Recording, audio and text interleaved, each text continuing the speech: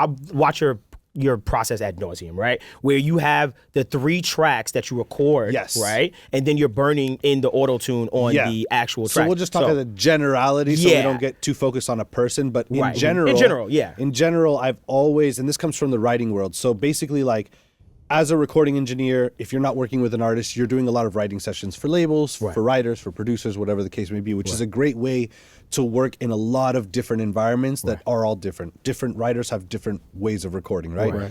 So what I found was, especially with R&B shit and key changes that may happen in songs, when you have auto-tunes on every track, it can be difficult to like, first of all, with CPU, especially maybe 5 years ago where it wasn't where it's at, latency issues, and then you're copying, and then he's like, oh, change the auto-tune a little bit more, and you're like, okay, for which tracks? So you have to go, that's all taking time. So what I did was I committed.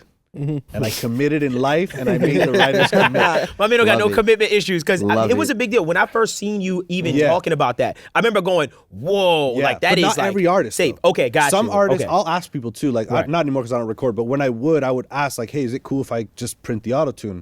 And most of the time they're like, yeah, and I would do it in a way where I wouldn't put more, I would always put less. Because you can always add more auto-tune. You can always add another plugin on there and put more, but you can never take it away. Yeah, it's there. So the thing was with certain artists, they didn't care. With certain artists, they wanted it, however they sounded when they were recording is how they wanted it to sound, period. If they didn't like it, they would recut it right there.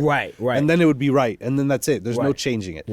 Some artists and some writers, they want it to be not on there, which at that point I just have to readjust and know, okay, I'm gonna have to have auto-tune on every track and whatever. I don't prefer doing it that way because it causes issues with latency, like we were saying, and then when they want to change the retune speeds, or like, okay, just for this line or for the whole verse, and then if it's just for that line, you have to have another track that has its own auto-tune that has a little more on it. So whereas like if you're recording and you're committing and they're like, can you put more auto-tune for this? You can turn it up, they can record the line, and then you can either turn it back down or say, hey, do you want to keep this auto-tune or go back? And you can turn it back down on the printed one. You know what I mean? So that's where that whole process came from, where it's just like, because in my head, I'm not going to lie to you, sometimes it's like, say for instance, the B section of a song has somewhat of a different chord progression, right? And we run into and the key changes. And the key changes, and then right there, I'm like, crap, I got to go to auto-tune, but my backgrounds, I want to be different at that part. So you got to go to each one. And now the writer or the artist is in the booth like, hello, let's go. I'm waiting. I mean, that makes sense, and you do it so much that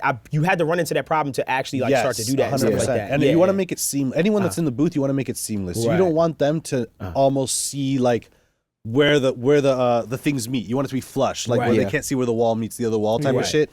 And so especially like working with CB, like I record in a way where although I'm making choices and stopping the track in certain places, I'm always keeping him recording.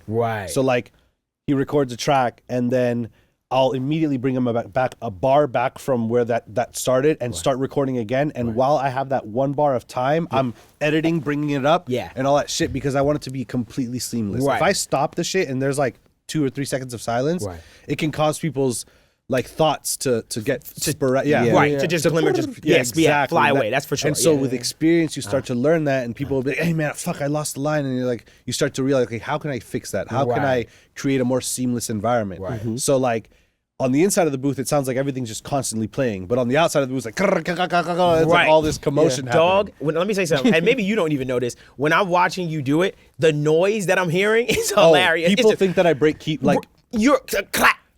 Because, and then again, then it's the rhythm too. So I get everything in a rhythm with how the track's going, because if you get in that frequency in the rhythm, things tend to be smoother. If you're doing edits and all this shit and you're not on the beat, kind of, and I know this is like very, but I do understand where you're coming from, because once you get subjective, but I get in the rhythm like and so that really helps me like stay in the rhythm and be quick, and I'm in sync with the song almost.